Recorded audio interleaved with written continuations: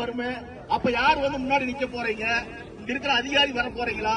இல்ல இந்த குழந்தைய பிஞ்சு குழந்தைய தலைமுறை எப்படி காப்பாத்துறது? இதெல்லாம் எப்படி நாம நடக்க போறோம்? இவ்வளவு நேரம் பேச முடியுமா? 2-3 மணி நேரம் கோத்துட்டாங்களே இந்த மக்கள் எல்லாம். எதுக்காக கோத்துட்டாங்க? நம்ம தலைமுறை காப்பாற்றணுமே. நம்ம இந்த தலைமுறை எப்படி காப்பாற்ற போறோம்? இந்த குப்பையை கொண்டு கொட்டித்தான் காப்பாற்ற போறோமா?